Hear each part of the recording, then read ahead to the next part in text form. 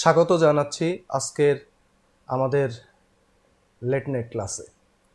আজকে আমাদের আলোচনার বিষয় বাংলা সাহিত্য এবং বাংলা সাহিত্যের মধ্যযুগের তৃতীয় লেকচার আজকে আমাদের আলোচনায় থাকবে। আর তৃতীয় লেকচারের মধ্যে যে টপিকগুলো আলোচনায় থাকবে তার মধ্যে লোকসাহিত্য, নাচ সাহিত্য, তারপরে মরসিয়ার সাহিত্য, কবি আলার শায়ের, তারপরে এখানে লোকসাহিত্যের আরও যে উপাদানগুলো আছে সেগুলো নিয়ে আমরা আলোচনা করব। তাহলে শুরু করা যাক, যেহেতু এমনি আমাদের সময় আজকে অনেকটাই পার হয়ে গেছে। তো বাংলা সাহিত্যের যে আধুনিক যুগ আমরা পাই 1801 সাল থেকে। 1801 সাল থেকে আধুনিক যুগ এটা কাগজে কলমে, কিন্তু আমরা দেখতে পাই যে বাংলা সাহিত্যের মধ্যযুগ এটা ছিল 1201 থেকে 1800। আর এই মধ্যযুগের সর্বশেষ কবি ছিলেন ভারতচন্দ্র রায় গুণাকর। তার মৃত্যু ছিল 1760 সালে। 1760 সালে তার মৃত্যু হয়েছে।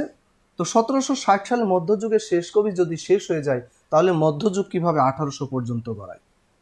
এখানে একটা গ্যাপ পড়ে গেল 40 বছর। আবার 1801 সাল থেকে আধুনিক যুগের কথা বলা হলেও দেখা যায় যে আধুনিক যুগের বৈশিষ্ট্যপূর্ণ সাহিত্যগুলো পেয়েছে আরো অনেক পরে, যেটা পেয়েছি মাইকেল মধুসূদন দত্তের সময় থেকে। তার মানে সেটা ছিল 1860-এর পর। তার মানে কি দাঁড়াচ্ছে, এখানেও আরো একটা ব্যবধান, কত বছর? 60 বছর। 1760 সালে মৃত্যু ভারতচন্দ্রের, আমরা 61 ধরলাম। 1761 থেকে 1860, এই যে 100 বছর সময়, এই 100 বছর সময়কে সময়ের মধ্যে বাংলা সাহিত্য আমরা বিখ্যাত কোনো সাহিত্যিককেও পাইনি, আর পাইনি বিখ্যাত কোনো সাহিত্যকর্ম। যে কারণে এই সময়টাকে বাংলা সাহিত্যের বিভিন্ন গবেষক বিভিন্ন নাম দিয়েছেন। এটাকে কেউ বলেছেন দ্বিতীয় অন্ধকার যুগ।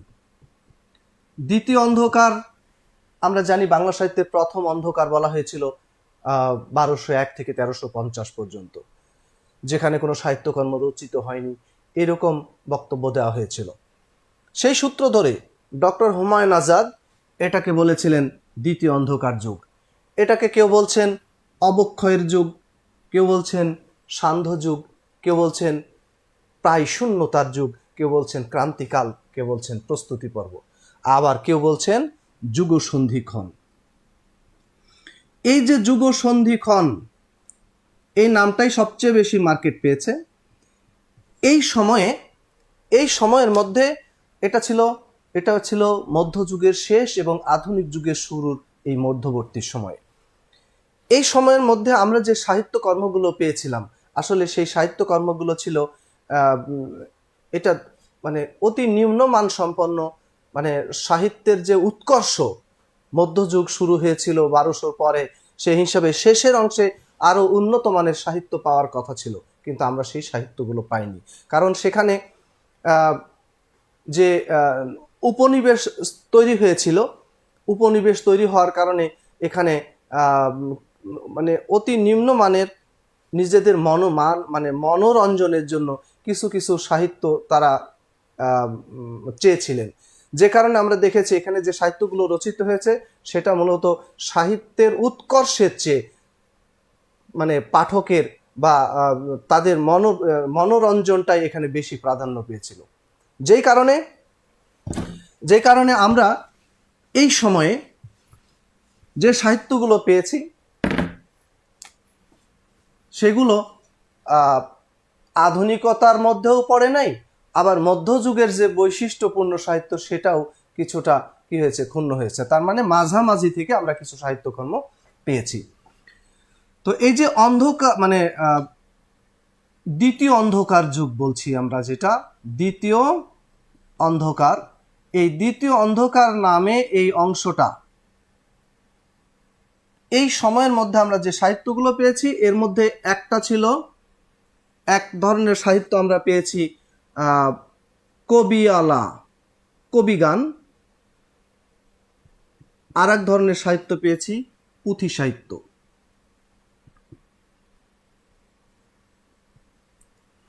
তো কবিগান যেটা বলছি আমরা, এই কবিগানটা মূলত এখানে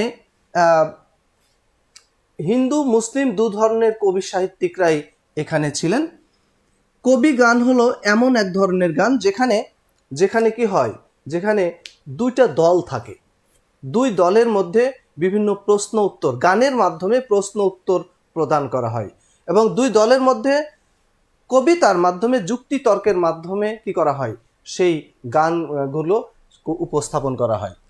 তো সেখানে এই গানগুলো যারা রচনা করেছেন তাদের মধ্যে ছিলেন কবিওয়ালা,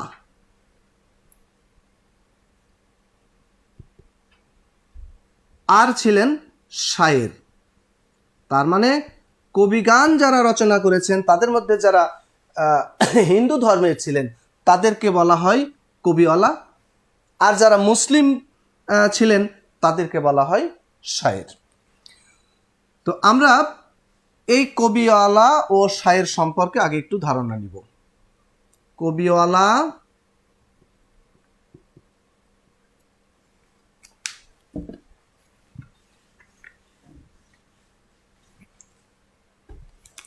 ও শায়ের। তাহলে প্রথমে আসি কবিওয়ালা কারা। বললাম যে সেই সময়ে যারা সাহিত্য রচনা করেছিলেন তাদের মধ্যে যারা হিন্দু কবি ছিলেন তাদেরকে বলা হয় কবিওয়ালা। এই কবিওয়ালা আর মুসলিম কবি যারা ছিলেন তাদেরকে বলা হতো শায়ের। তারা রচনা করেছিলেন কবিগান। তাহলে কবিগানটা কি? কবিগান হলো এক ধরনের প্রতিযোগিতামূলক গান, গানের মাধ্যমে যেখানে প্রশ্ন উত্তর প্রদান করা হতো, আর দুই পক্ষের যুক্তি তর্কের মাধ্যমে এই গানগুলো উপস্থাপন করা হতো। এখানে দুটো দল থাকতো, একটা দলকে বলা হয় চাপান, আর একটা দলকে বলা হয় উত্তর। অর্থাৎ প্রথম দলের যে বক্তব্য, এই প্রথম দলকে বলা হয় চাপান, আর যারা দ্বিতীয় দল যারা বক্তব্য দেয় তাদেরকে বলা হয় উত্তর। এই চাপান উত্তর দুই দলের মধ্যে এগুলো যুক্তিতর্ক উপস্থাপন করা হতো। তো কবিগান যারা রচনা করেছিলেন তাদের মধ্যে অনেকেই ছিলেন, সেই সব কবিদের মধ্যে ছিলেন গুজলাগুই,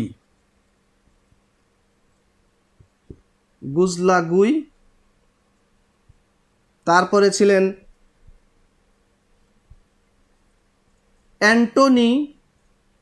অ্যান্টনি ফিরিঙ্গি বলা হয়ে থাকে, কিন্তু তার আসল নামটা ছিল অ্যান্টনি হেন্সম্যান, ব্র্যাকেটে ফিরিঙ্গি লিখে রাখেন। আসলে হেন্সম্যান নামটা তার নামটা চাপা পড়ে গিয়েছিল, অ্যান্টনি ফিরিঙ্গি নামেই তিনি সমধিক পরিচিত হয়েছিলেন। তো এখানে আরো যারা ছিলেন, রাম বসু, তারপরে ভোলা ময়রা,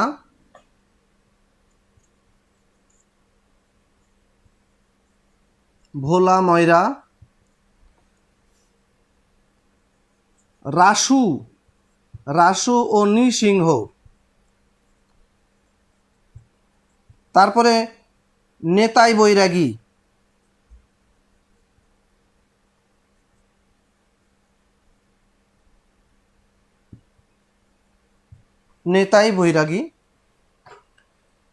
এখানে রাম বসু আসল নামটা ছিল তার রামমোহন বসু, তার আসল নাম ছিল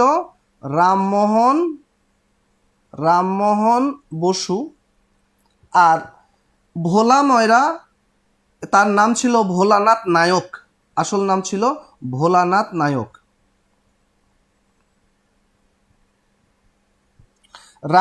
রাসু ও নৃসিংহ তারা দুইজন ছিলেন ভাতৃদ্বয়।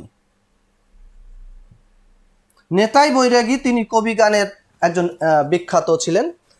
তাছাড়া হরু ঠাকুর, কেষ্টামুচি, হরু ঠাকুর যদিও এটা তার আসল নাম ছিল না, হরু ঠাকুরের নাম ছিল হরে কৃষ্ণ দিঘাড়ি, এবং কেষ্টামুচি যাকে বলছি তার নাম হলো কৃষ্ণচন্দ্র কর্মকার। এরকম অনেকেই ছিলেন। তো গজলাগুই তিনি ছিলেন কবি গানের আদি এবং প্রথম সার্থক ও জনপ্রিয় কবি। আর অ্যান্টনি হেন্সম্যান তিনিও এই কবিগানের বিখ্যাত কবি ছিলেন। তবে এখানে রাম বসু ও ভোলা ময়রা, রাম বসু ও ভোলা ময়রা তারা দুইজন ছিলেন এই কবিগানের গায়ক এবং কবিগান রচয়িতা। তারা দুইজন ছিলেন গায়ক ও রচয়িতা, মানে কবিগানের, এই কবিগানের গায়ক এবং তারা রচয়িতা ছিলেন। তো এই হলো আমাদের কবিগান। এই কবিগানগুলো যে রচিত হয়েছিল পরবর্তীতে ঈশ্বরচন্দ্র গুপ্ত এই কবিগান সংকলন করেছিলেন। তিনি এগুলো সংকলন করেন এবং 1854 সালে তিনি তার সংবাদ প্রভাকর পত্রিকায় এগুলো প্রকাশ করেছিলেন। সংবাদ প্রভাকর, 1854 সালে সংবাদ প্রভাকর পত্রিকায় তিনি এগুলো প্রকাশ করেন।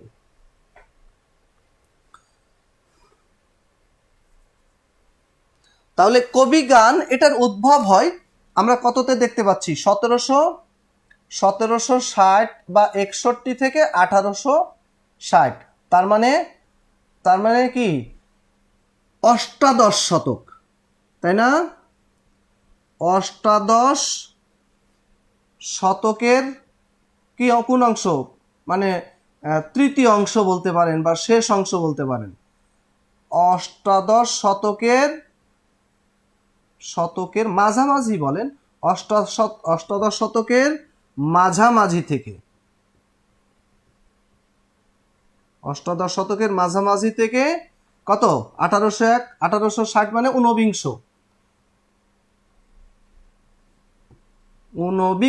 শতকের মাঝামাঝি, ঊনবিংশ শতকের মাঝামাঝি। এটা ছিল কবিগানের সময়কাল। ঠিক আছে, তাহলে এখানে আমরা কি পেলাম, গুজলাগুই, তাই না? গুজলাগুই তিনি হলেন কবিগানের আদি রচয়িতা। অ্যান্টনি ফিরিঙ্গি তিনি ছিলেন, ফিরিঙ্গি কাদেরকে বলে, পর্তুগিজ খ্রিস্টান ছিলেন তিনি। তো কবিগানের যারা রচয়িতা তাদের সম্পর্কে জানলাম। এবার আসি আমরা শায়ের।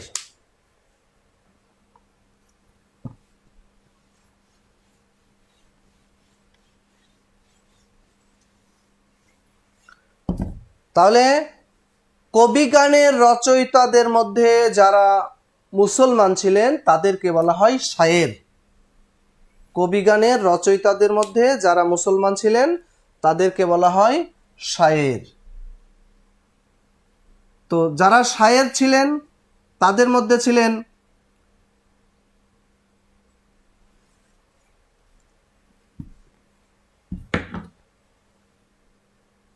ফকির গরিবুল্লাহ,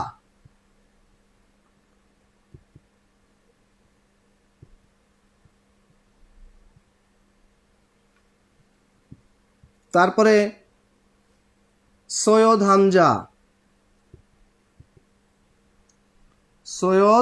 হামজা, তারপরে মালে মুহাম্মদ,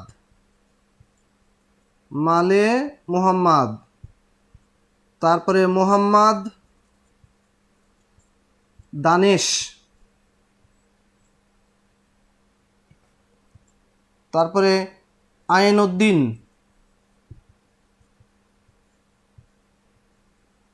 তারা ছিলেন শায়ের।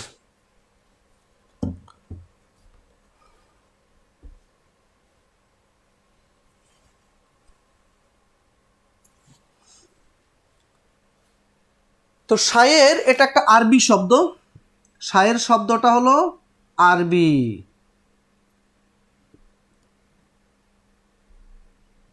শব্দটি আরবি, আর শায়ের শব্দের অর্থ হলো কবি।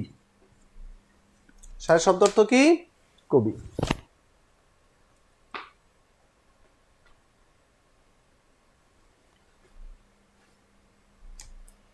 আচ্ছা, তো এই কবিগান কবি গানের সমসাময়িক এক ধরনের গান রচিত হয়েছিল যেটাকে বলা হয় টপ্পা গান। কি গান? টপ্পা গান। টপ্পা গান হলো এক ধরনের রাগ খেয়ালযুক্ত ওস্তাদি গান। এই টপ্পা গানের জনক হলো রামনিধি গুপ্ত। রামনিধি গুপ্ত, যাকে বলা হয় নিধু বাবু।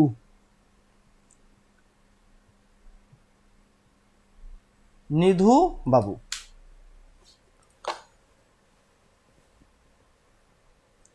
ঠিক আছে, তাহলে টপ্পা গানের জনক কে? রামনিধি গুপ্ত, যাকে কি বলা হয়? যাকে বলা হয় নিধু বাবু, ডাকনাম হলো তার নিধু বাবু। এই যে টপ্পা গান, এই টপ্পা গান থেকেই কি হয়েছে? এই যে আধুনিক বাংলা গান, সেটার উদ্ভব হয়েছে।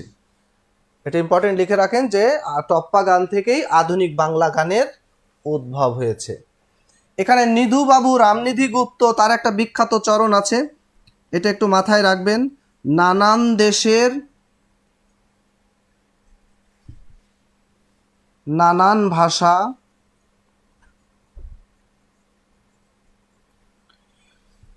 বিনে স্বদেশী আশা, বিনে স্বদেশী ভাষা, বিনে স্বদেশী ভাষা মিটে কি আশা?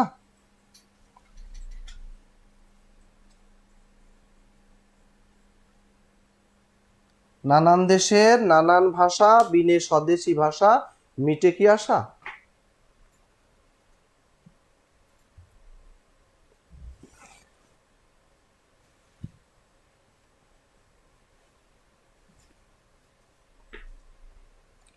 তাহলে টপ্পা গানের জনক রামনিধি গুপ্ত। আর একজন কবির নাম লিখে রাখেন, শ্রীধর কথক। শ্রীধর কথক, আর একজন কালী মির্জা। একজন হলেন শ্রীধর কথক, আর একজন হলেন কালী মির্জা।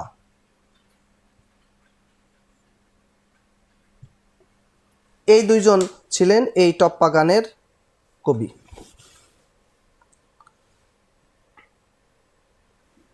ঠিক আছে,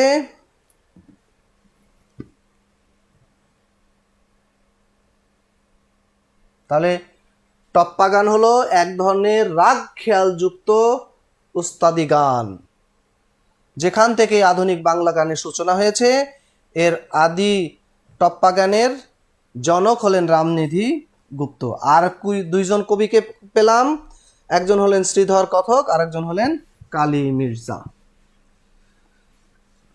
তাহলে এই যে অষ্টাদশ শতকে যুগসন্ধিক্ষণের সময়ে যে গানগুলোর তৈরি হয়েছিল, যে কাব্যের সন্ধান আমরা পেয়েছি, একটা হলো কবিওয়ালা শায়ের, যাদের দ্বারা তৈরি হয়েছে কবি গান, আর একটা হলো পুঁথি সাহিত্য। পুঁথি সাহিত্য। পুঁথি সাহিত্য কি? পুঁথি সাহিত্য হলো মূলত এটা দোভাষী, এখানে শুধু দোভাষী যদিও আমরা বলছি, আরবি ফার্সি যদিও বলছি, কিন্তু এখানে আছে কি? এখানে আছে বাংলা, এখানে আছে আরবি, ফার্সি এবং হিন্দি, এরকম বিভিন্ন ভাষাগুলোর, তুর্কিও আছে। টোটাল 5টা ভাষা এখানে আছে, আরবি, ফার্সি, হিন্দি, তুর্কি এবং বাংলা। এই 5 ধরনের ভাষা রীতির মিশ্রণে যে মুসলিম কবিদের দ্বারা যে গানের সূচনা হয়েছিল, যে সাহিত্যের সূচনা হয়েছিল, সেটা ছিল মূলত পুঁথি সাহিত্য। তাহলে এখানে কি কি ছিল? বাংলা, হিন্দি, আরবি, ফার্সি এবং তুর্কি। এই সমস্ত ভাষা রীতির মিশ্রণে যে সাহিত্যের সূচনা হয়, সেটাই পুঁথি সাহিত্য নামে পরিচিত। এখানে এটাকে বলা হয়ে থাকে দোভাষী, দোভাষী পুঁথি সাহিত্য। এটাকে বলা হয়ে থাকে বটতলার পুঁথি, বটতলার পুঁথি সাহিত্য। এটা এই কারণে বলা হয়ে থাকে যে কলকাতার বটতলা নামক স্থানে সস্তা ছাপাখানা থেকে এই গানগুলো রচিত হয়েছিল, এই জন্য এটাকে বটতলার পুঁথি নামে অভিহিত করা হয়েছে। এগুলোকে মুসলমানি বাংলা সাহিত্য বলে অভিহিত করা হয়েছে, মুসলমানি বাংলা সাহিত্য, মুসলমানি পুঁথি সাহিত্য। হ্যাঁ, মুসলমানি পুঁথি সাহিত্য।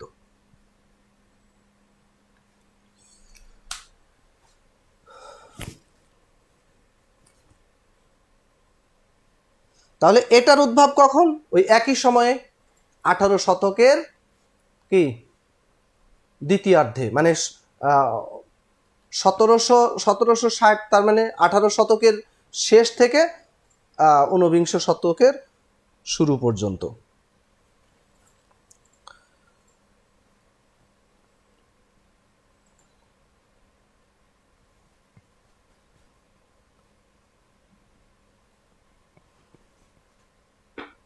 ঠিক আছে। তো পুঁথি সাহিত্যের যারা কবি, তাদের মধ্যে পুঁথি সাহিত্যের কবিদের মধ্যে আছেন ফকির গরিবুল্লাহ। ফকির গরিবুল্লাহ, ফকির গরিবুল্লাহ এই নামটাকে আপনারা বিভিন্ন জায়গায় বিভিন্ন নামে পাবেন। অনেক জায়গায় লেখা আছে শাহ মোহাম্মদ গরিবুল্লাহ। শাহ মোহাম্মদ গরিবুল্লাহ, ফকির গরিবুল্লাহ একজনই। ফকির গরিবুল্লাহ যে কাব্যগুলো রচনা করেছেন, একটা হলো ইউসুফ জুলেখা, ইউসুফ জুলেখা, তারপরে আমির হামজা,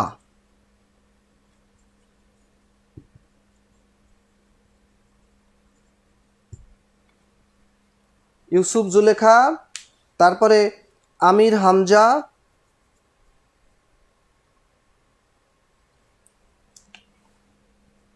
তারপরে সত্যপীরের পুঁথি, সত্যপীরের পুঁথি, তারপরে সোনাভান। আর একটা কাব্যের নাম লেখেন জঙ্গনামা।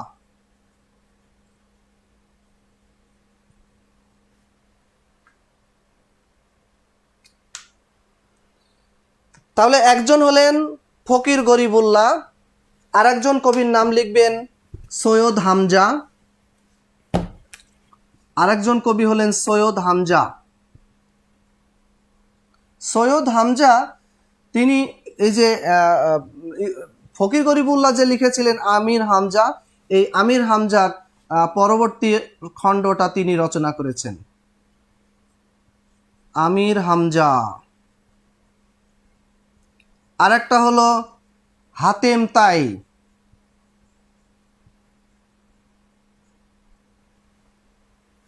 হাতেম তাই।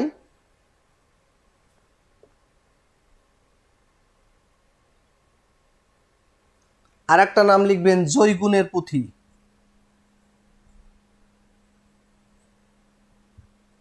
জৈগুনের পুঁথি।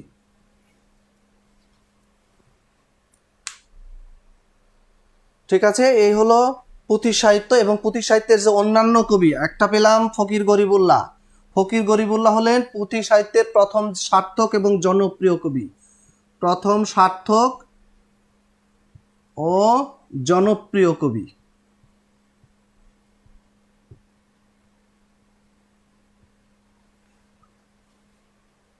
আর যেসব কবিদের আমরা পেয়েছি তাদের মধ্যে হলো মোহাম্মদ খাতের, মোহাম্মদ দানেশ, তারপরে মালে মোহাম্মদ,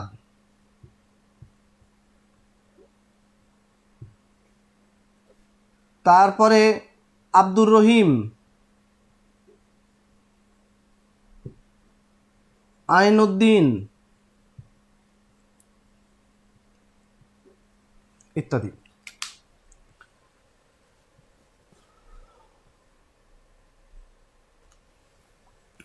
ঠিক আছে।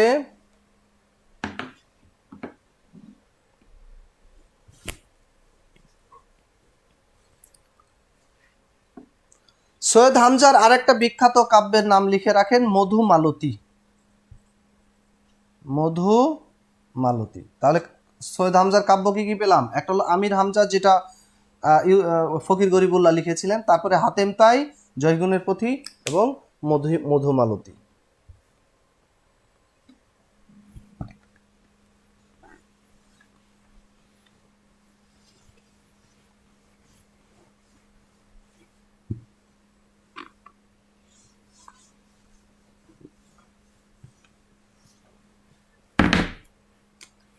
এবার আসেন লোকসাহিত্য।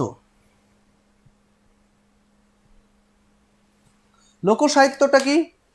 লোকসাহিত্যটা হলো লোকের মুখে মুখে রচিত ও প্রচলিত যে সাহিত্য, সেটাই হলো লোকসাহিত্য। লোকের বা সাধারণ লোকের মুখে মুখে রচিত ও সাহিত্য, সেটাই হলো লোকসাহিত্য। এটাকে ইংরেজিতে বলা হয় ফকলর।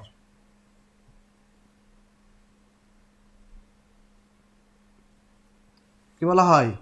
এটাকে ফকলর বলা হয়।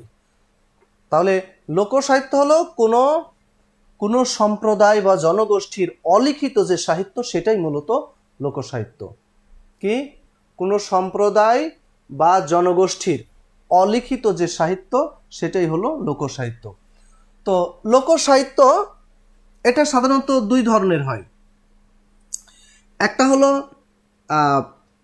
একটা হলো সাধারণ লোকসাহিত্য, আর একটা হলো তাত্ত্বিক লোকসাহিত্য। কি? একটা সাধারণ লোকসাহিত্য আর একটা তাত্ত্বিক লোকসাহিত্য। সাধারণ লোকসাহিত্য হলো মানে যা বলে সেটাই বোঝায়। এখানে এখানে শাব্দিক অর্থটাই অর্থ। যখন বলে ও কি গাড়িয়াল ভাই, কত রব আমি পন্থের দিকে চাহিয়ারে, এখানে কি অন্য কোনো অর্থ আছে? যা বোঝাচ্ছে, যা বলে শাব্দিকভাবে যা বলে সেটাই আসলে বোঝায়। কিন্তু যখন বলে খাঁচার ভিতর অচিন পাখি কেমনে আসে যায়, তখন খাঁচাটাই বা কোন খাঁচা আর পাখিটাই বা কোন পাখি? এখানে খাঁচা পাখি বলতে নর্মালি আমরা যেটা বুঝি, এখানে কি তা বোঝাচ্ছে? না। তো এই দুই ধরনের লোকসাহিত্য রয়েছে। সাধারণ লোকসাহিত্যের মধ্যে যেমন রয়েছে ভাওয়াইয়া, এর মধ্যে রয়েছে ভাওয়াইয়া, এর মধ্যে রয়েছে ভাটিয়ালি, রয়েছে গম্ভীরা, তারপরে জারি, সারি। ভাওয়াইয়া এটা কোন অঞ্চলের? ভাওয়াইয়া এটা রংপুর। ভাওয়াইয়া রংপুর অঞ্চলের। আর ভাটিয়ালি এটা ময়মনসিংহ অঞ্চলের।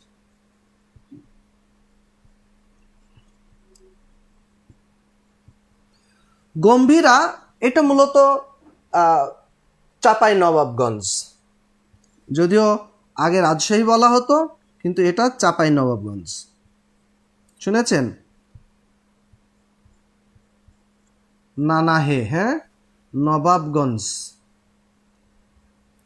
জারি সারি এটা আসলে নির্দিষ্ট কোনো অঞ্চলের না, এটা সব অঞ্চলেই কম বেশি রয়েছে। তাত্ত্বিক লোকসাহিত্যের মধ্যে আমরা যেগুলো পাই, এগুলোর মধ্যে রয়েছে লালন, এর মধ্যে রয়েছে হাসন, রয়েছে বাউল, রয়েছে মুর্শিদি, রয়েছে মারফতি।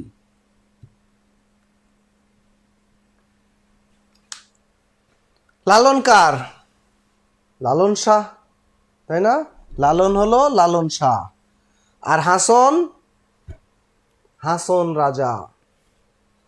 বাউল এটা অন্যান্য সব বাউলকেই বোঝানো হয়েছে। লালন যদিও তিনি বাউল ছিলেন, কিন্তু এখানে বাউল বলতে অন্য সব বাউলকে বোঝানো হয়েছে। এবং বাউল সম্রাট যাকে বলা হয়, শাহ আব্দুল করিম। মুর্শিদি, মারফতি এটা সব অঞ্চলেই কম বেশি রয়েছে।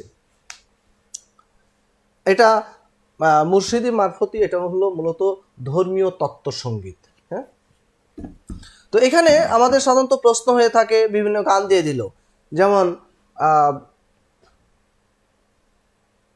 কান্দে হাসন রাজার মন ময়নারে, চরণটির রচয়িতাকে।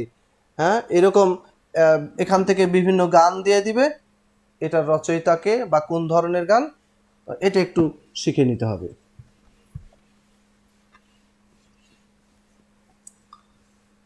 লোকসাহিত্যের মধ্যে অনেকগুলো উপাদান রয়েছে।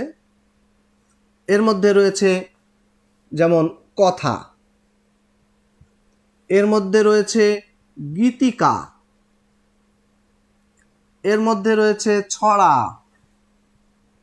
রয়েছে প্রবাদ প্রবচন, রয়েছে লোকগীতি, রয়েছে ধাঁধা।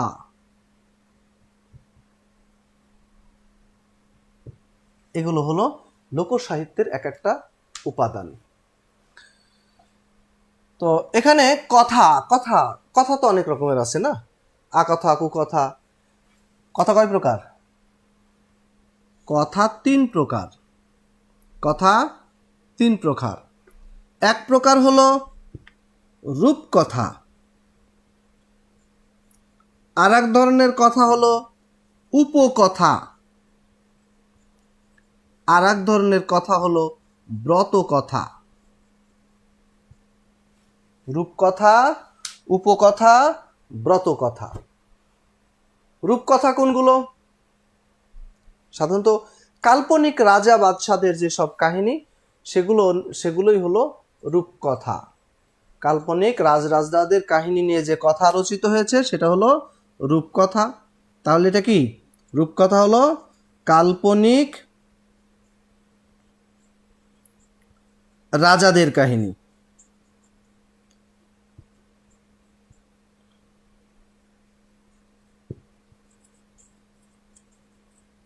ঠিক আছে। আর উপকথাটা কি? উপকথা, উপকথা হলো ওই যে পশু পাখি, ভূত প্রেত, রাক্ষস খক্ষস, এগুলোর কাহিনী। পশু পাখি, ভূত প্রেতের কাহিনী। পশু পাখি, ভূত প্রেতের কাহিনী। আর ব্রত কথা, এটা হলো মূলত গারস্থ জীবনের কাহিনী।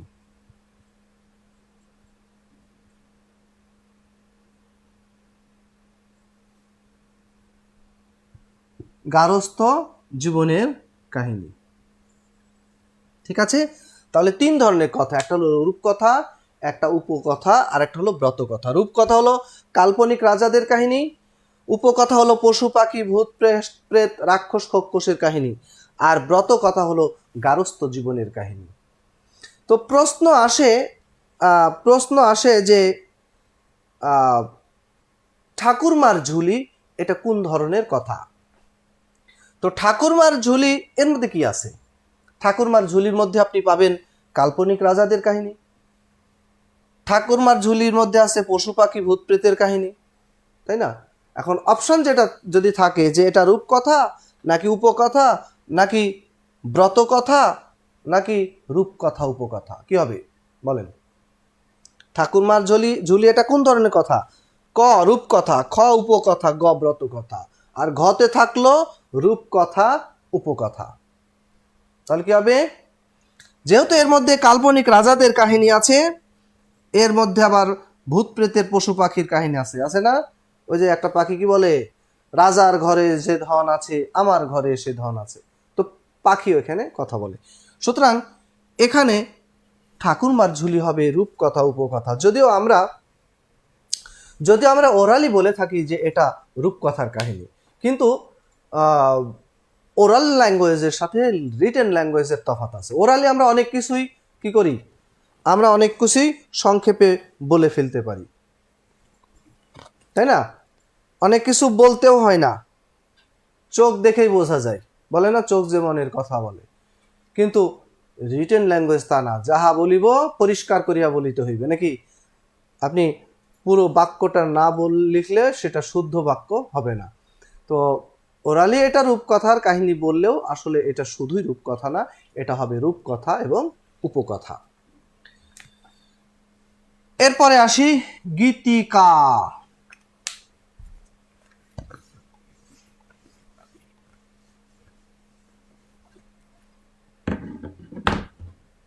গীতিকা এটাকে ইংরেজিতে বলা হয়ে থাকে ব্যালাড। আচ্ছা, ওখানে কি মার্কার আরেকটা আছে? হালকা হয়ে গেছে। ব্যালাড ইংরেজিতে বলা হয়ে থাকে ব্যালাড। এই ব্যালাড বা গীতিকা এটা 3 ধরনের। কালি নাই মনে হয়। একটা হলো নাদ গীতিকা, একটা হলো পূর্ববঙ্গ গীতিকা, পূর্ববঙ্গ গীতিকা, আর একটা হলো ময়মনসিংহ গীতিকা।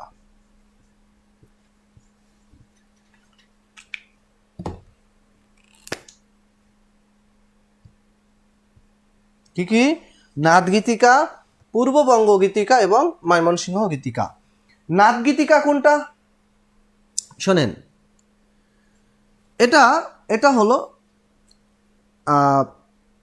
1878 সালে একজন ব্রিটিশ পণ্ডিত যার নাম হলো স্যার জর্জ গ্রিয়ারসন, তিনি রংপুর অঞ্চলে কৃষকদের মুখে মুখে যে গানগুলো প্রচলিত ছিল সেই গানগুলোকে তিনি সংগ্রহ করেছিলেন এবং এই গানগুলোকে প্রকাশ করেছিলেন মানিকচন্দ্র রাজার গান নামে।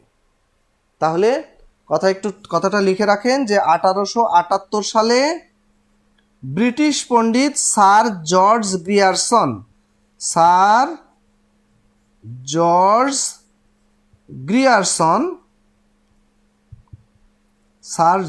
গ্রিয়ারসন রংপুর অঞ্চলে কৃষকদের মুখে মুখে প্রচলিত গানগুলোকে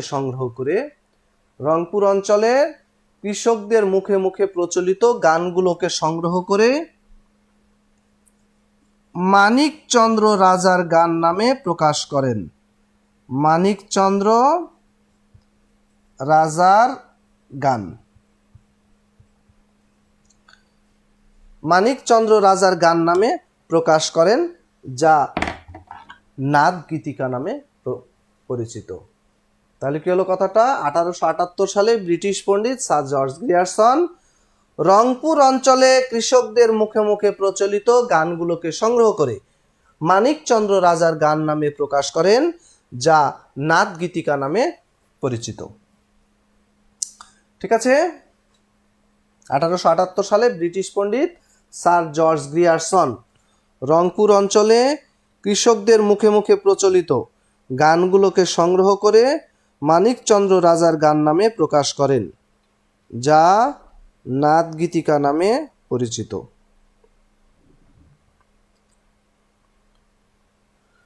হয়েছে? এবার আসেন পূর্ববঙ্গ গীতিকা। পূর্ববঙ্গ নামেই বলে দিচ্ছে কোন অঞ্চল? পূর্বাঞ্চল, আমাদের পূর্বাঞ্চল। এর মধ্যে ছিল নোয়াখালী, কুমিল্লা, সিলেট, চট্টগ্রাম। এইসব এলাকার মানুষের মুখে মুখে রচিত প্রচলিত কবিতা ও গানের সংকলন গ্রন্থ হলো পূর্ববঙ্গ গীতিকা। তাহলে কোন কোন অঞ্চল? একটা হলো নোয়াখালী,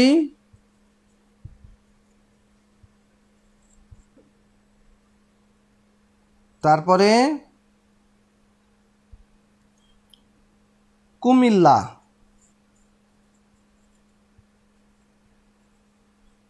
সিলেট, চট্টগ্রাম। কোন কোন অঞ্চল?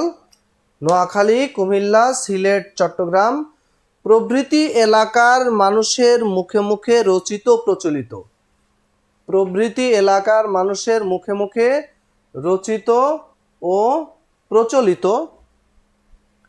কবিতা ও গানের সংকলন গ্রন্থ হলো পূর্ববঙ্গ গীতিকা হয়েছে। নোয়াখালী, কুমিল্লা, সিলেট, চট্টগ্রাম প্রভৃতি এলাকার নিম্নাঞ্চলের মানুষের মুখে মুখে রচিত প্রচলিত কবিতা গানের সংকলন গ্রন্থ হলো পূর্ববঙ্গ গীতিকা। তো এই গানগুলো মানুষের মুখে মুখে ছিল। এই গানগুলোকে সংগ্রহ করেছিলেন ডক্টর দীনেশ চন্দ্র সেন। ডক্টর দীনেশ চন্দ্র সেন তিনি এই গানগুলোকে সংগ্রহ করে 1926 সালে কলকাতা বিশ্ববিদ্যালয় থেকে পূর্ববঙ্গ গীতিকা নাম দিয়ে প্রকাশ করেন। 1926 সালে ডক্টর দীনেশ চন্দ্র সেন কলকাতা বিশ্ববিদ্যালয় থেকে পূর্ববঙ্গ গীতিকা নাম দিয়ে প্রকাশ করেন।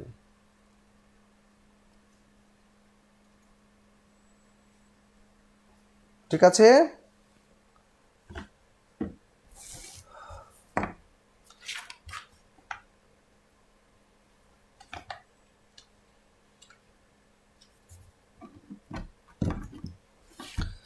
আচ্ছা, এখানে পূর্ববঙ্গ গীতিকার মধ্যে বেশ কয়েকটা উল্লেখযোগ্য পালা, একটু নামগুলো লিখে রাখেন। একটা হলো নিজাম ডাকাতের পালা। নিজাম ডাকাতের পালা। আর একটা লিখেন কাফন চোরা। কাফন চোরা।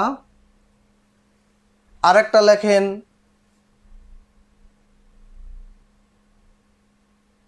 ভেলুয়া সুন্দরী। ভেলুয়া সুন্দরী। তো নিজাম ডাকাতের পালা, কাফন চোরা, ভেলুয়া সুন্দরী, এগুলো কি? এগুলো হলো পূর্ববঙ্গ গীতিকা।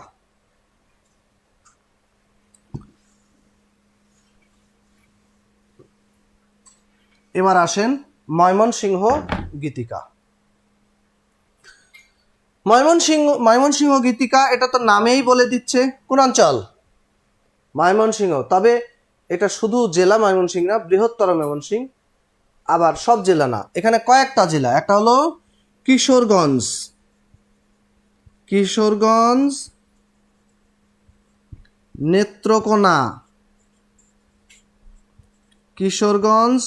নেত্রকোনা, ময়মনসিংহ।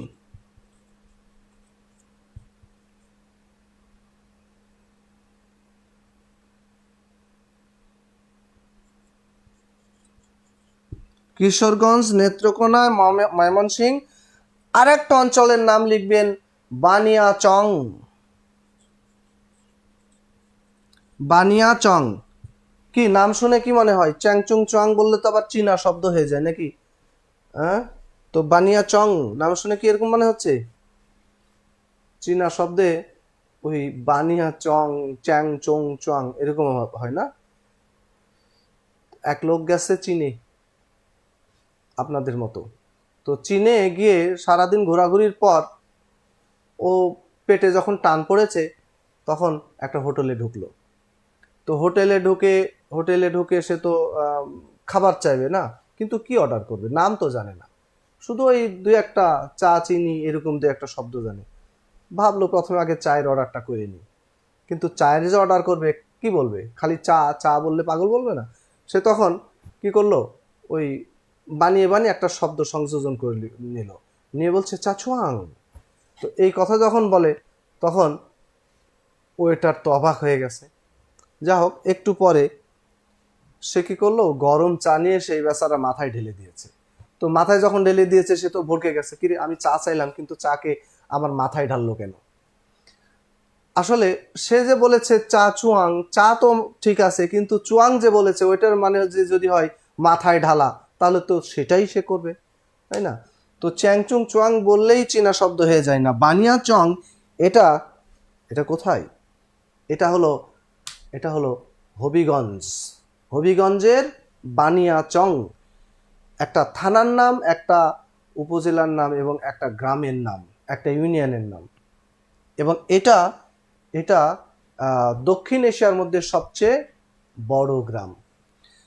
তো কয়েকটা অঞ্চল, কিশোরগঞ্জ, নেত্রকোনা, ময়মনসিংহ, বানিয়াচং, এসব এলাকার নিম্নাঞ্চলের মানুষের মুখে মুখে রচিত ও প্রচলিত কবিতা ও গানের সংকলন গ্রন্থ হলো ময়মনসিংহ গীতিকা। তাহলে কি হলো কথাটা? কিশোরগঞ্জ, নেত্রকোনা, ময়মনসিংহ এবং বানিয়াচং এইসব এলাকার নিম্নাঞ্চলের মানুষের মুখে মুখে রচিত ও প্রচলিত কবিতা ও গানের সংকলন গ্রন্থ হলো ময়মনসিংহ গীতিকা। কি হলো? কিশোরগঞ্জ, নেত্রকোনা, ময়মনসিংহ এবং বানিয়াচং এইসব এলাকার নিম্নাঞ্চলের মানুষের মুখে মুখে রচিত ও প্রচলিত কবিতা ও গানের সংকলন গ্রন্থ হলো ময়মনসিংহ গীতিকা। তার মানে এই গানগুলো কোথায় ছিল? একদম নদী এলাকার, ভাটি অঞ্চলের মানুষের মুখে মুখে এই গানগুলো ছিল। এগুলোর কোনো লিখিত রূপ ছিল না। তাহলে এগুলো বইয়ের পাতায় কিভাবে আসলো? এই গানগুলো সংগ্রহ করার ব্যাপারে প্রথম যিনি আগ্রহ প্রকাশ করেছেন তিনি হলেন ডক্টর দীনেশচন্দ্র সেন।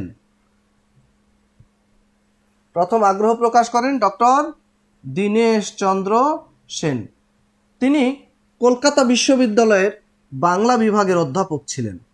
তার পক্ষে সহজ ছিল না যে তিনি ওই সব মানুষের বাড়ি বাড়ি গিয়ে এগুলো কালেক্ট করবেন। সেই কারণে তিনি কি করলেন? এগুলো সংগ্রহ করার ব্যাপারে একজনকে নিয়োগ দিয়েছিলেন, সংগ্রাহক। তার নাম ছিল চন্দ্রকুমার দে। নাম ছিল চন্দ্রকুমার দে।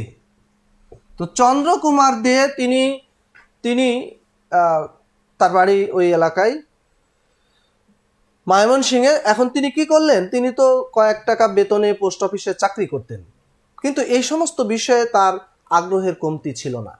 তখন তিনি কি করলেন? তখন তিনি নিজ উদ্যোগে এইগুলো সংগ্রহ করতেন। এবং ময়মনসিংহের একটা স্থানীয় পত্রিকা ছিল সৌরভ, যেই পত্রিকার সম্পাদক ছিলেন কেদারনাথ মজুমদার। সেই কেদারনাথ মজুমদারের সৌরভ পত্রিকায় তিনি এগুলোর কিছু কিছু প্রকাশ করেছিলেন। আর এগুলো নজরে পড়ে ডক্টর দীনেশচন্দ্র সেনের। তখন ডক্টর দীনেশচন্দ্র সেন কি করলেন? ওই চন্দ্রকুমার দেকে আর কয়েক টাকা বেতন বাড়িয়ে দিয়ে তিনি এই কাজে নিয়োগ দিয়ে দিলেন। তো তিনি মূলত ময়মনসিংহ গীতিকার সংগ্রহ করেছেন। তাহলে প্রশ্ন যদি আসে এখানে যে ময়মনসিংহ গীতিকার সংগ্রাহক কে, তাহলে সংগ্রাহক যদি বলে অবশ্যই চন্দ্রকুমার দে হবে। আর যদি বলে যে আর যদি চন্দ্রকুমার দের নাম না থাকে তখন আপনি দীনেশচন্দ্র সেনকে অ্যান্সার করতে পারবেন। তো এই পুরো বিষয়টা পৃষ্ঠপোষকতা করেছেন যিনি,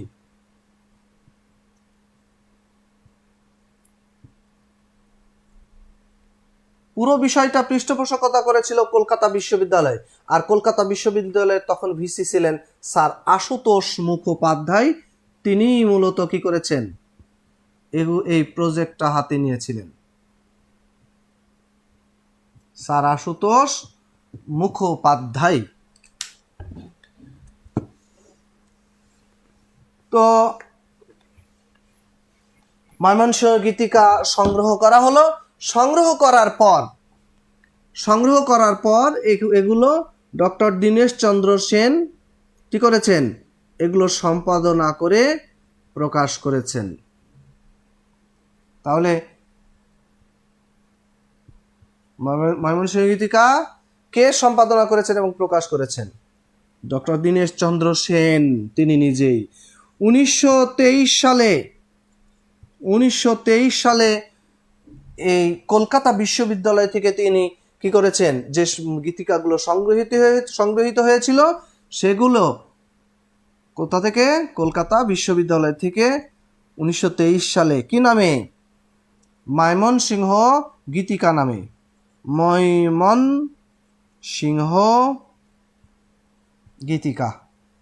ময়মনসিংহ গীতিকার নাম দিয়ে তিনি প্রকাশ করেছিলেন। তো ময়মনসিংহ গীতিকা মূলত 1923 সালে, না 1923 সালে প্রকাশিত হয়েছে এবং দ্রুত এটা জনপ্রিয়তা অর্জন করে। এটা খুব অল্প সময়ের মধ্যে 23টি ভাষায় অনুদিত হয়েছিল। তাহলে কি হলো, 1923 সালে প্রকাশিত এবং 23টি ভাষায় অনুদিত হয়েছে। একটু সংখ্যাটা, ডিজিটটা যেহেতু 1 আছে, মনে রাখতে আপনাদের সুবিধা হবে। 1923 সালে প্রকাশিত এবং 23টি ভাষায় অনুদিত। তো ময়মনসিংহ গীতিকার কতগুলো পালা রয়েছে? একটা হলো মহুয়া, একটা হলো কমলা, তারপরে মলুয়া, তারপরে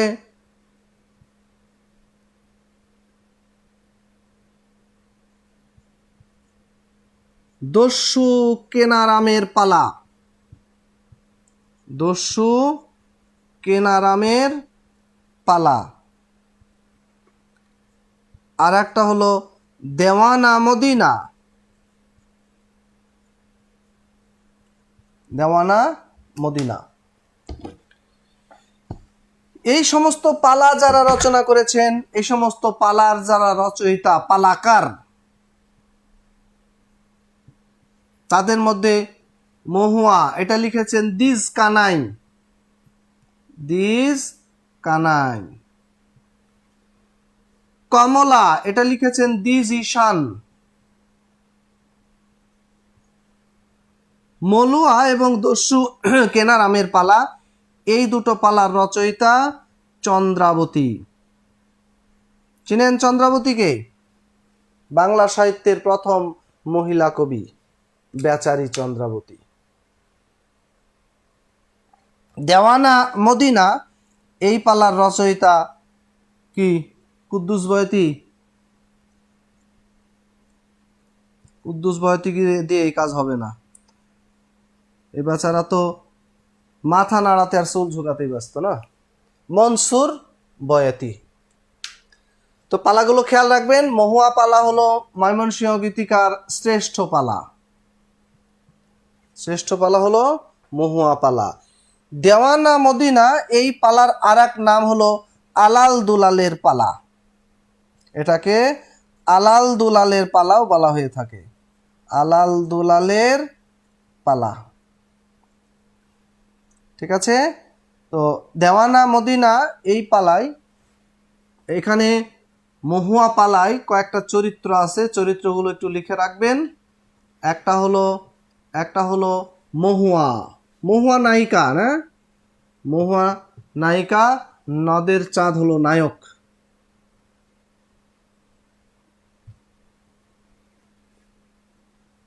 মহুয়া নদীর ঘাটে পানি তুলছে, নদীর পাশ দিয়ে যাচ্ছে নায়ক মশাই, নদের চাঁদ। মহুয়াকে দেখে কি বলে? জল ভরো সুন্দরী কন্যা, জলে দিস ঢেউ, হাসি মুখে কও না কথা, সঙ্গে নাই মোর কেউ। ইপটিজিং এর সূচনা কোথায় দেখেন? এই যে এখন যে পানি তোলে সে কি বলে? লজ্জা নাই রে নির্লজ্জ ঠাকুর, লজ্জা নাই রে তর, গলায় কলসি বাইন্দা জলে ডুববে মর। মুখ থাকে, মুখ রক্ষার্থে তো কিছু বলতে হবে। কি বলে? কোথায় পাইবাম কলসি কন্যা, কোথায় পাইবাম দড়ি, তুমি হও বহিন গাঙ্গো, আমি ডুববে মরি। তো মহুয়া, নদের চাঁদ। আর একটা চরিত্র লেখেন হুমরা বেদে, হুমরা বেদে। এগুলো হলো মহুয়া পালার চরিত্র। আর দেওয়ানা মদিনা পালার চরিত্রগুলো একটু লিখে রাখেন। আলাল দুলাল, আর একটা লিখেন মদিনা। ঠিক আছে? এগুলো হলো দেওয়ানা মদিনা পালার চরিত্র।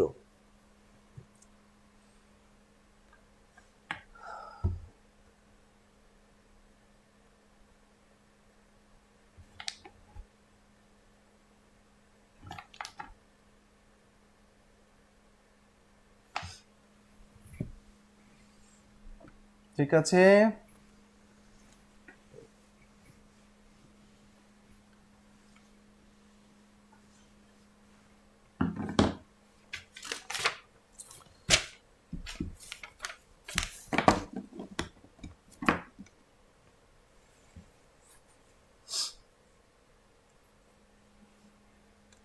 আচ্ছা, আমরা নাচ সাহিত্য সম্পর্কে একটু আলোচনা করব।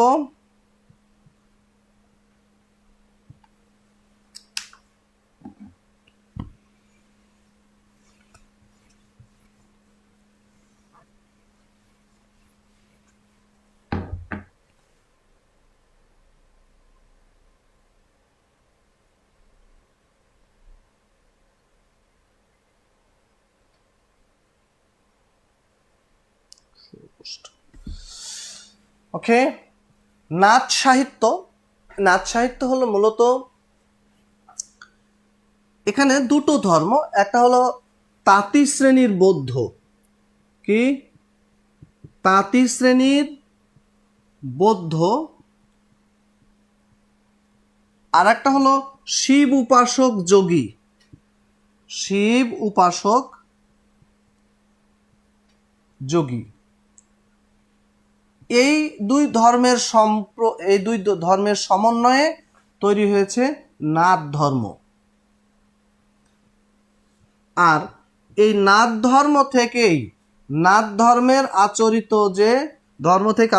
যে বিষয়গুলো, সেখান থেকেই মূলত নাচ সাহিত্যের সৃষ্টি হয়েছে। তাহলে নাচ সাহিত্য মূলত কি, নাথ ধর্মের বিষয়বস্তু এখানে স্থান পেয়েছে। সেখানে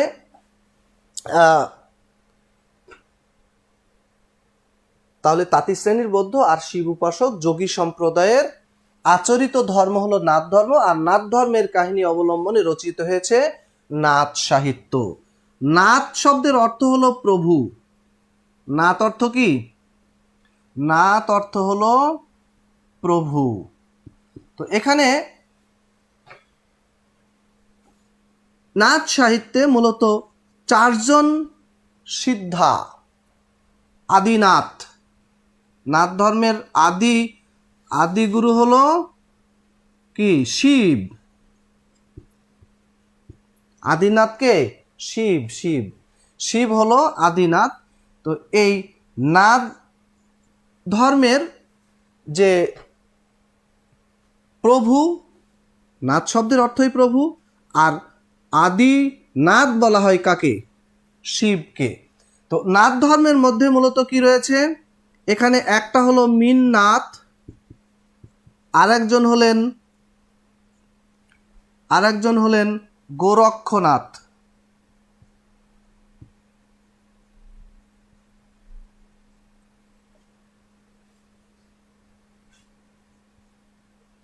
আর একটা হলো কান্নপা, আর একজন হলো হাড়িপা।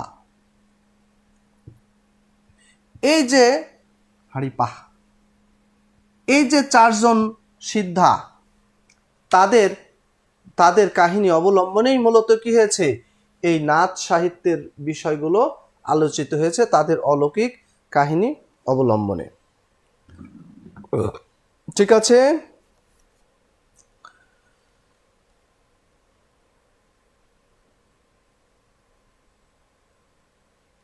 তো এই নাথ ধর্ম থেকে এই নাথ গীতিকার সৃষ্টি হয়েছিল, সেটা আমরা একটু আগে বলেছি। যেখানে কে? Sir George Grierson. সেই রংপুর অঞ্চলে কৃষকদের থেকে যে গানগুলো পেয়েছিলেন, যেগুলোকে মানিকচন্দ্র রাজার গান নামে তিনি প্রকাশ করেন।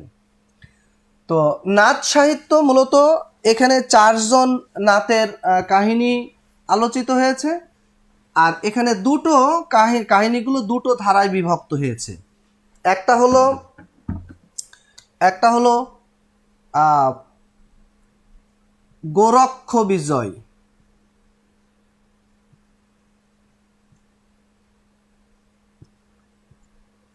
আর একটা হলো গোপীচন্দ্রের সন্ন্যাস। গোপীচন্দ্রের সন্ন্যাস।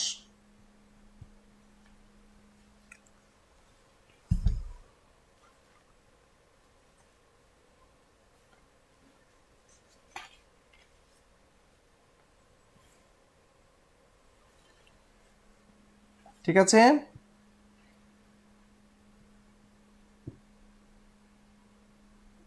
একটা হলো গোরক্ষ বিজয়ের কাহিনী, আর একটা হলো গোপীচন্দ্রের সন্ন্যাস। এই দুটো কাহিনী অবলম্বনে নাচ সাহিত্য কি হয়েছে? আবর্তিত হয়েছে। তো নাচ সাহিত্যের বিখ্যাত যারা কবি তাদের মধ্যে ছিলেন শেখ ফয়জুল্লাহ। শেখ ফয়জুল্লাহ শেখ ফয়জুল্লাহ তার বিখ্যাত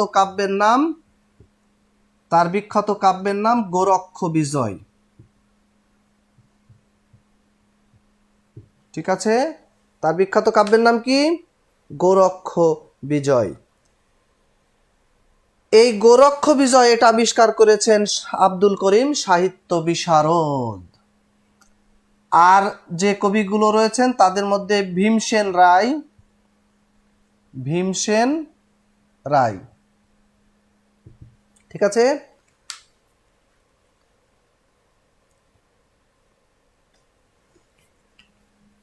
আর একজন হলেন শুকুর মাহমুদ।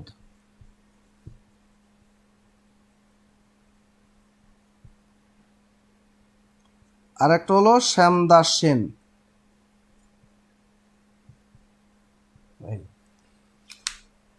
ঠিক আছে, এই গেল নাচ সাহিত্য।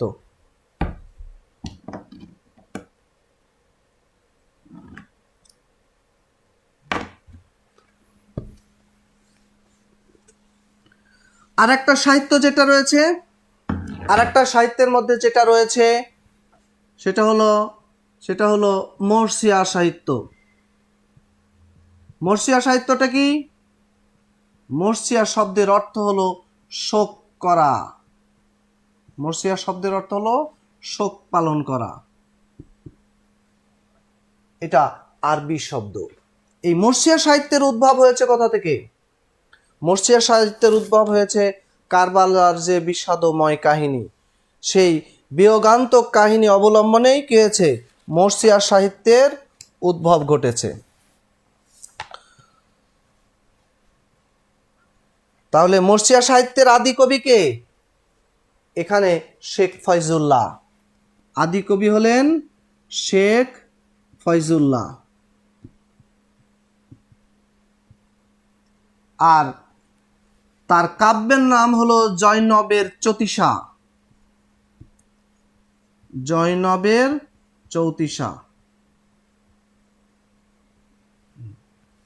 ঠিক আছে, তাহলে মরসিয়া সাহিত্যের আদি কবি শেখ ফয়জুল্লাহ, তার কাব্যের নাম হলো জয়নবের চৌতিসা। মুক্তল হোসেন আর একটা কাব্য, যেটা রচয়িতা হলো মোহাম্মদ খান। আর হায়াত মাহমুদ অষ্টাদশ শতকের একজন কবি ছিলেন, তার প্রণীত কাব্যের নাম হলো জঙ্গনামা। একজন হিন্দু কবি ছিলেন যার নাম হলো রাধা রমন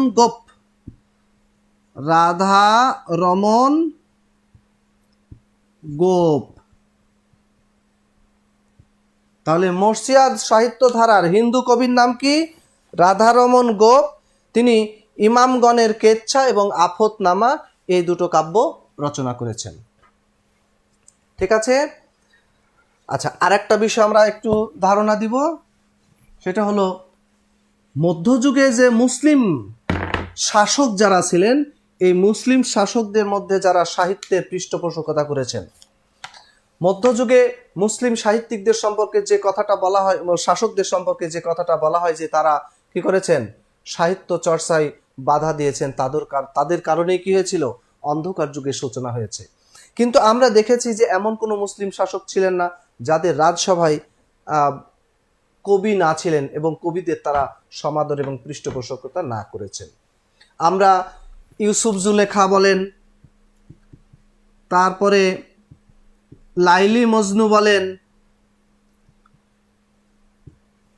এই কিংবা রামায়ণ বলেন, মহাভারত বলেন, এই প্রত্যেকটা কাব্যই কি হয়েছে? প্রত্যেকটা কাব্যই মুসলিম শাসকের পৃষ্ঠপোষকতায় এই কাব্যগুলো প্রকাশিত হয়েছে। তাহলে রামায়ণ, তারপরে ইউসুফ জুলেখা, লাইলি মজনু, এই কাব্যগুলো আমরা দেখেছি যে মুসলিম শাসকদের শাসন আমলে এগুলো প্রকাশিত হয়েছে।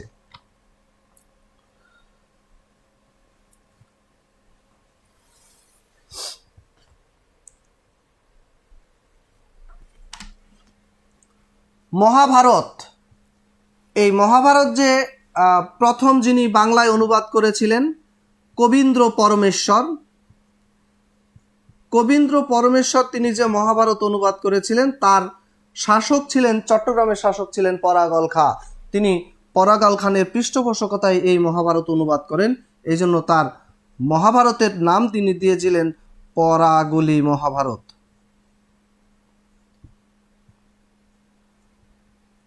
পরাগলি মহাভারত।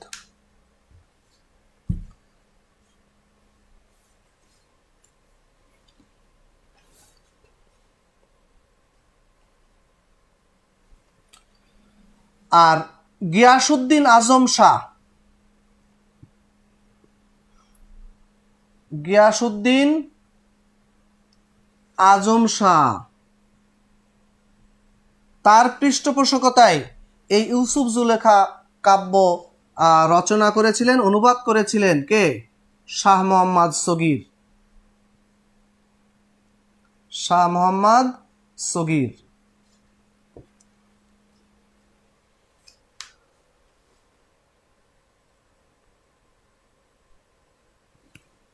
আর চট্টগ্রামের অধিপতি নিজাম শাহ সুর, নিজাম শাহ সুর, নিজাম শাহ সুরের পৃষ্ঠপোষকতায় লাইলি মজনু কাব্যটি অনুবাদ করেছেন কে? দৌলত উজির বাহরাম খাঁ, দৌলত উজির বাহরাম খাঁ।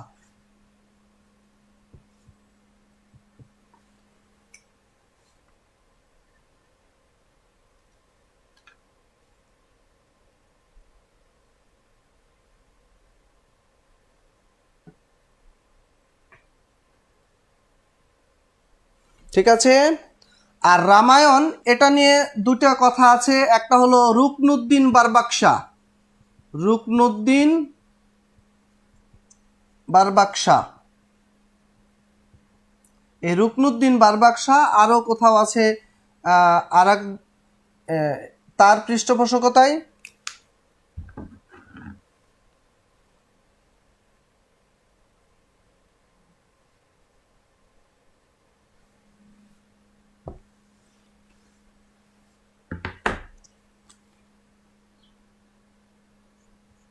আরেকজন হলেন রাজা গণেশের যে পুত্র জালালউদ্দিন মোহাম্মদ শাহ,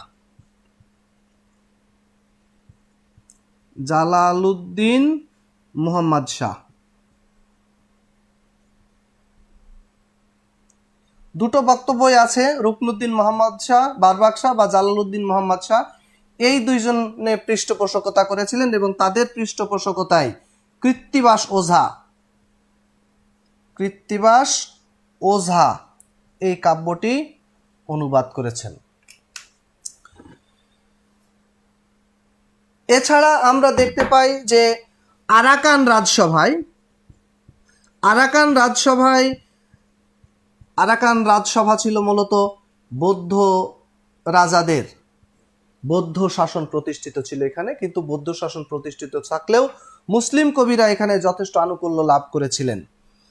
তো এখানে একটা কাব্য ছিল সতী ময়না, সতী ময়না ও লোর চন্দ্রানী, সতী ময়না ও লোর চন্দ্রানী। এই কাব্যটি অনুবাদ করেছেন দৌলত কাজী, দৌলত কাজী এবং আলাউল।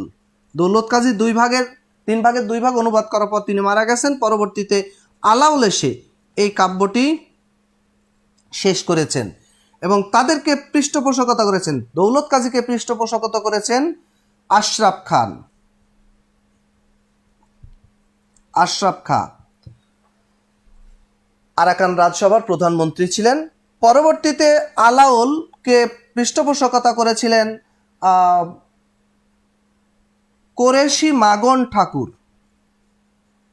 কোরেশি মাগন ঠাকুর। এই কোরেশি মাগন ঠাকুর আলাউলকে পৃষ্ঠপোষকতা করেছিলেন, কাব্যের বাকিগুলো তিনি শেষ করেছিলেন।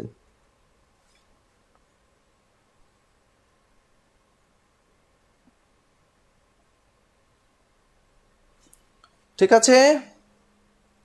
এই হলো মোটামুটি আমাদের উল্লেখযোগ্য সাহিত্যকর্ম মধ্যযুগে, যেগুলো বিভিন্ন শাসকের দ্বারা কি হয়েছে, অনুদিত হয়েছে। তাহলে আমাদের মধ্যযুগের শেষ টপিকগুলো নিয়ে আজকে আমরা আলোচনা করলাম। এখানে প্রধান প্রধান যে সমস্ত তথ্য যেগুলো বিভিন্ন সময় পরীক্ষায় আসবে, এগুলো সম্পর্কে আমরা জানলাম। তাহলে এরপর আমরা বাংলা সাহিত্যের আধুনিক যুগ নিয়ে যাত্রা শুরু করব। তাহলে আজকে এই পর্যন্তই থাকলো। কারো কোনো প্রশ্ন থাকলে আপনারা কমেন্টস করবেন, আশা করি আপনাদের প্রশ্নগুলো দেখা হবে। তো সবাই ভালো থাকবেন, সুস্থ থাকবেন। আজকের মতো এখানে বিদায় নিচ্ছি। আসসালামু আলাইকুম।